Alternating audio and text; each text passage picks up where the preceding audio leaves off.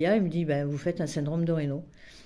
Il me dit, eh, mais vous le faisiez avant, tout ça? Je dis, non, non, j'ai juste depuis 2019, là, enfin fin 2019, j'ai commencé à faire ça. Bon, il me dit, c'est le syndrome de Raynaud. Alors moi, le syndrome de Raynaud, je savais pas ce que ça voulait dire. Donc là, c'est pareil, il m'explique ça, il m'explique un peu la fibrose pulmonaire. Et donc, je prends rendez-vous, alors, à Libourne. Il me prend un rendez-vous à Libourne parce que sur Périgueux, puisque moi je suis de la région, on ne trouve pas de pneumologue. Disons qu'ils ont leurs patients, ils ne prennent pas de nouveaux patients parce qu'ils sont surbookés, il y a pas, enfin voilà.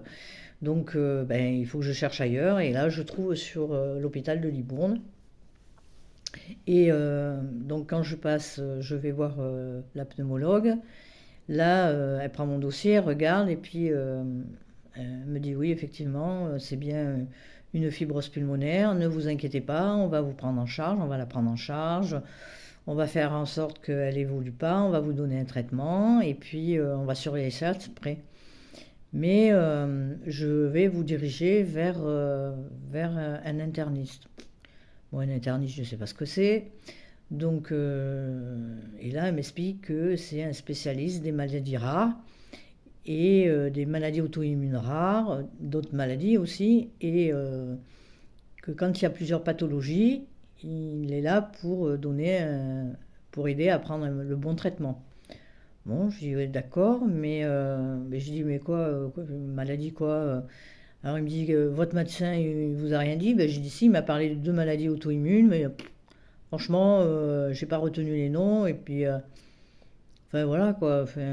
Et là, elle me dit oui, si, si, ça peut être la sclérodermie. Et donc, on va faire des examens complémentaires. L'interniste va vous le dire. Et puis, bon, ok, d'accord.